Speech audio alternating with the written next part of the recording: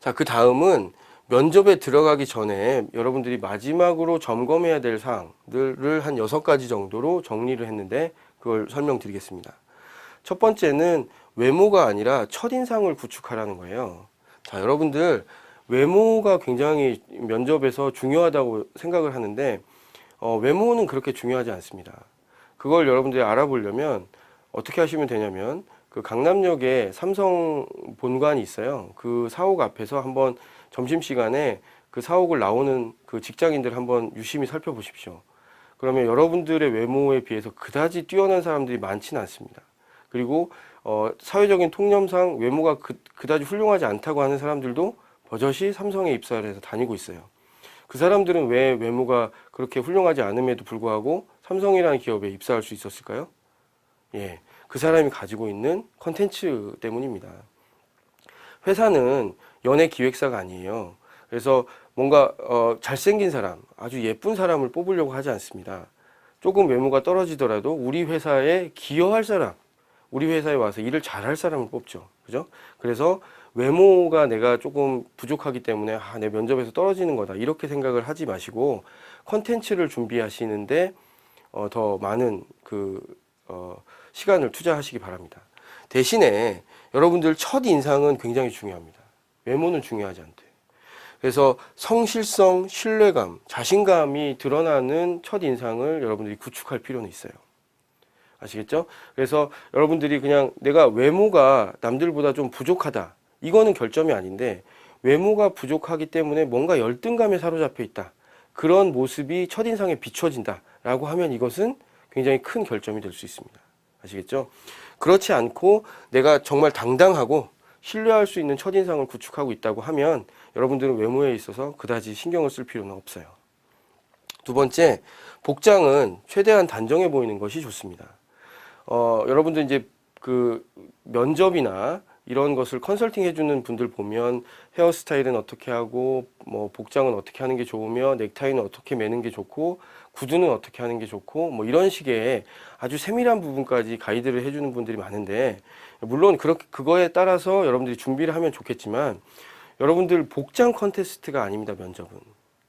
그죠? 그리고 화장을 얼마나 잘했는지에 대한 컨테스트도 아니고 얼마나 좋은 백을 가지고 다니는지를 가지고 여러분들을 채점하지 않아요.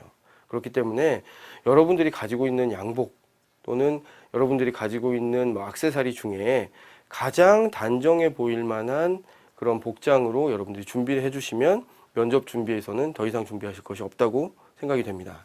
다만 정장이나 신발은 가급적이면 짙은 색상을 입으시는 게 좋고요.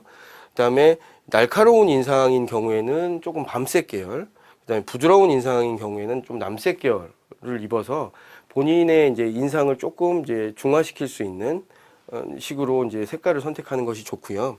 그다음에 여성분들 같은 경우에 이제 액세서리를 굉장히 많이 해가지고 좀 본인을 부각시키려고 하는 경우가 많은데 그럴 경우에 조금 더 그 거부감이 드는 경우가 많아요. 그래서 액세서리는 최대한 단순한 것을 조금만 하는 것이 좋습니다. 그 다음에 이런 것들보다 훨씬 더 중요한 요소들이 있는데요. 이 세 번째 포인트가 굉장히 중요합니다. 뭐냐면 여러분들 면접 당일날에 신문과 뉴스는 꼭 챙겨보고 가셔야 됩니다. 왜냐하면 이런 질문들이 나옵니다. 오늘 신문에 무슨 기사가 났던가요? 그 다음에 최근에 우리 회사와 관련된 기사 중에 기억나는 거 있으세요? 이런 질문들을 합니다. 왜 하냐면 이 사람이 정말 그냥 취업 준비만 한 사람인지 아니면 세상 돌아가는 것에 대해서도 관심을 두는 사람인지 이런 것들을 확인해 보려고 하거든요. 그래서 면접 당일날 헤드라인 뉴스, 기사, 뭐 헤드라인이나 주요 내용에 대해서는 숙지를 하고 가시는 게 좋습니다. 그다음에 네 번째는 집합 시간 30분 전에 도착하도록 준비하라는 건데요.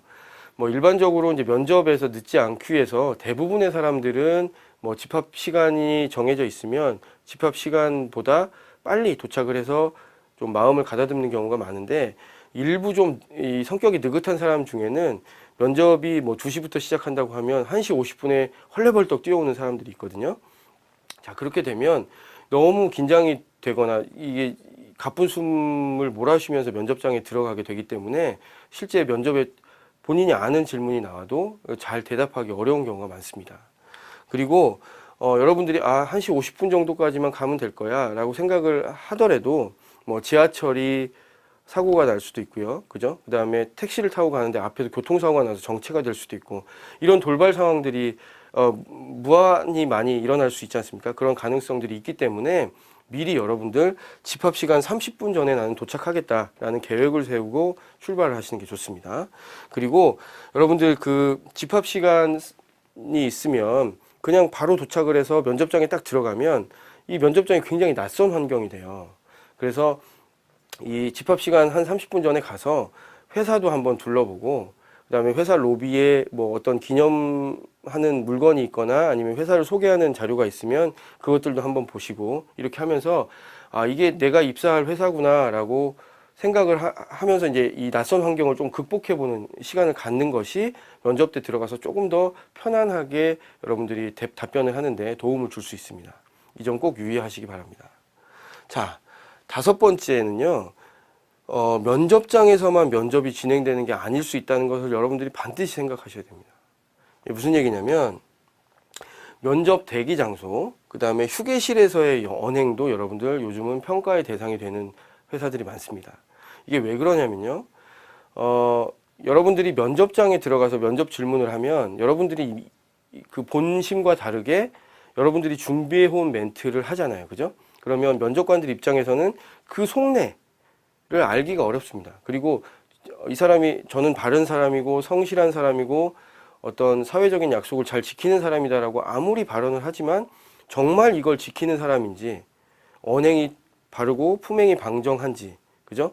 이런 것들을 면접장에서는 확인하기가 굉장히 어려워요. 그래서 면접 대기 장소나 휴게실에서의 여러분들이 하는 행동이나 자세도 평가를 하도록 시키는 경우가 많습니다. 누가 평가를 하냐면 진행 요원들이 평가를 하도록 하는 경우가 많아요.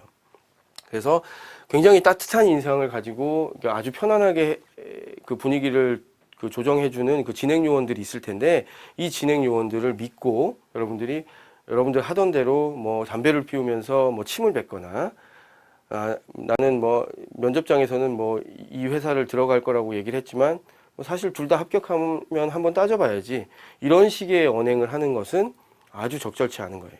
아시겠죠? 자, 여러분들 진행 요원을 어떻게 생각하시면 되냐면, 진행 요원이 여러분을 합격시켜 줄 수는 없습니다. 그렇지만 진행 요원이 합격할 만한 사람을 떨어뜨릴 수는 있다, 이렇게 생각을 하셔야 돼요. 아시겠죠? 그래서 진행 요원한테도 깍듯이 예의를 갖추고 정말 면접관한테 보이는 자세 그대로 그 대기 장소나 휴게실에서의 언행도 조심을 하셔야 됩니다. 이 점 꼭 유념하시도록 하세요. 그 다음에 실제 여러분들이 면접장에 들어가면 이 부분을 제가 좀 강조하고 싶은데, 끝까지 듣고 차분하게 대답하라는 부분인데요. 일부 지원자가 면접관이 질문이 끝나기도 전에 면접관 말을 끊고 답변을 하는 사람들이 있습니다. 이건 굉장히 면접관 입장에서는 불쾌하겠죠. 그렇죠? 그래서 경청하는 태도를 가지라는 건데요. 절대 질문을 끊지 않는 게 좋습니다. 아시겠죠?